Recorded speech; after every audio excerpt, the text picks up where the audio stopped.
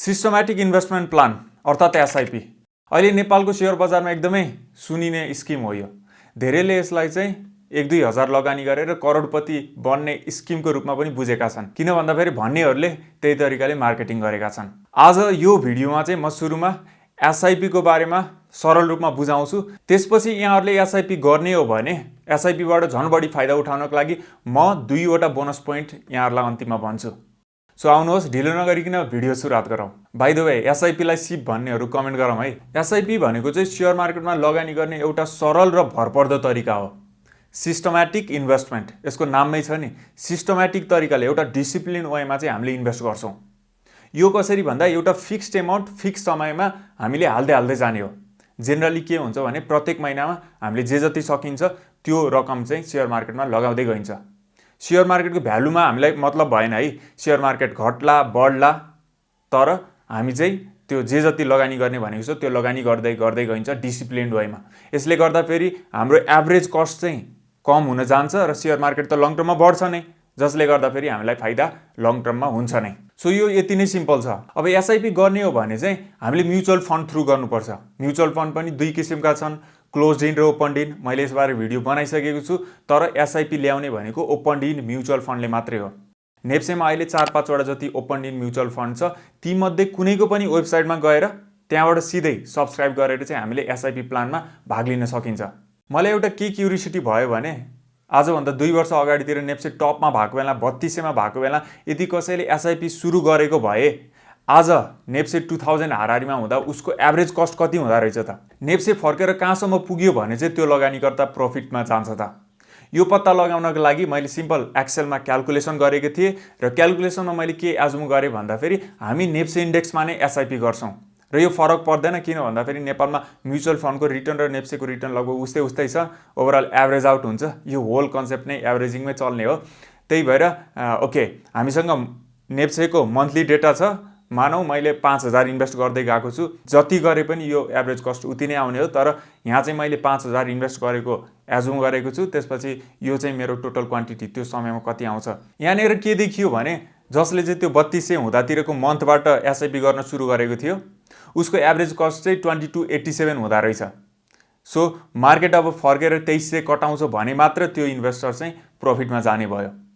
र यो बियरको बिचतिर 2500 तिरबाट एसआइपी गर्थ्यो भने उसको एभरेज कस्ट अलिकति कम 2072 हुने रहेछ।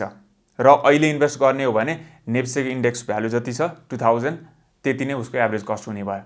त्यही भएर मार्केट बढ्न साथ ऊ प्रफिटमा जाने नै भयो। र अर्को एउटा इन्ट्रेस्टिङ कुरा के छ भने हाम्रो लास्ट टाइमको बुलको सुरुवाततिर फर्स्ट टाइम कोभिड हुँदादेखि यदि कसैले एसआइपी सुरु गरेर आजसम्म आउँथ्यो भने उसको एभरेज कस्ट अराउन्ड 1944 हुँदा रहेछ। त्यति बेला एसआइपी सुरु गर्नु र अहिले एसआइपी सुरु गर्नु त उस्तै नै भयो। यसबाट के देखिन्छ भने एसआइपीले चाहिँ एभरेजिङ गरेर हाम्रो इन्भेस्टमेन्टको कस्ट घटाइदिन्छ। जस्तै अघिकै केसमा पनि कसैले 3200मा ड्याङ्ग लाएर लमसम इन्भेस्ट गर्थ्यो भने त आजसम्म आइपुग्दा उसको हालत बिजोक हुन्थ्यो। तर त्यति बेलादेखि एसआइपी गरे भए एभरेज कस्ट त 2300 को हाराहारीमा हुने रहेछ। त्यही भएर अब मार्केट बढेर 3200 नै पुग्नु परेन, 2300 मात्र पुग्यो भने पनि उसको प्रफिट त सुरु भयो नि त। सो एसआइपी को मेन फाइदा भनेको यसले चाहिँ इन्भेस्टमेन्टको कस्टलाई घटाइदिन्छ। अनि अर्को कुरा एसआइपी भनेको ट्रेडर्सहरूको लागि हुँदै होइन है। यसमा चाहिँ लङ टर्मको टार्गेट गर्नुपर्छ। किनभने अघि हामीले देखिहाल्यो 3 वर्ष अगाडि एसआइपी सुरु गर्नेहरू पनि अहिले प्रफिटमा छैनन्। त्यही भएर कमसेकम 10-12 वर्षको चाहिँ टाइम टार्गेट हामीले राख्नु पर्यो। लामो समयसम्म एसआइपी गर्छौँ भने मात्र हामीले यसको फाइदा लिन सकिन्छ। र यसको लागि त्यही अनुसारको प्यासेन्स लेभल चाहियो जुन दिनु एकदमै गाह्रो कुरा हो। तर as Warren Buffett says the stock market is a device for transferring wealth from impatient to patient. Okay म त एकदमै डिसिप्लिन मान्छे हो, प्यासेन्ट मान्छे हो। आफ्नो रिटायरमेन्ट प्लानिङ अथवा भविष्यको प्लानिङको लागि म आजैदेखि एसआइपी गर्छु भनेर तपाईँले सोच्नु भएको छ भने म यहाँहरूलाई 2 वटा कुरा भन्छु जसलाई बुझेर यहाँहरूले झन् बढी फाइदा लिन सक्नुहुन्छ। Number 1 do SIP on stock. अघिदेखि मैले एसआइपी भनेको चाहिँ म्युचुअल फन्डबाट मात्रै गर्ने हो भन्दै आएको थिएँ नि। तर त्यस्तो होइन। हामीले पर्सनल लेभलमै 3-4 वटा जति राम्रो स्टक सेलेक्ट गरेर त्यसमा लगातार इन्भेस्ट गर्दै गएर एसआइपी गर्न सक्छौँ। यसो गर्यो भने झन् त्यो म्युचुअल फन्डलाई कमिसन पनि दिनु परेन। झन् उनीहरूले त कस्तो स्टक सेलेक्ट गर्ला, तपाईँले राम्रो स्टक सेलेक्ट गरेर झन् बढी रिटर्न ल्याउन सक्नुहुन्छ। तर यसको लागि अलिकति बढी क्यापिटल पनि चाहिन्छ र इन्भेस्टिङ नलेज चाहिँ चाहिन्छ। यसपछि नम्बर 2 भनेको चाहिँ choose dividend reinvestment plan. Mutual फन्डबाट एसआइपी गर्दाखेरि त्यहाँ सुरुमै हामीलाई अप्सन दिएको हुन्छ डिभिडेन्ड रिइन्भेस्टमेन्ट प्लान लिने कि नलिने भनेर, र तपाईँले लिनुहोस्, स्पेसल्ली तपाईँ यङ हुनुहुन्छ भने। यसो गर्दाखेरि के हुन्छ भने त्यो डिभिडेन्डको रकम पनि त्यही म्युचुअल फन्डमा रिइन्भेस्ट हुँदै हुँदै जान्छ, इन्भेस्टमेन्टको पैसा इन्भेस्टमेन्टमै छुटिन्छ, जसले गर्दाखेरि कम्पाउन्डिङले आफ्नो काम गर्न पाउँछ र रिटर्न हाम्रो झन् बढी हुने सम्भावना हुन्छ। एसआइपीको बारेमा धेरैले म्यासेज कमेन्टहरू गरिरहनु भएको थियो। आज सेयर दरबारको यो पहिलो भिडियो मैले ल्याएँ। मेबी अर्को भिडियो चाहिँ एसआइपी अन स्टक्स अथवा समथिङ यही टपिकमा ल्याउनु पर्छ कि कमेन्ट गर्न सक्नुहुन्छ।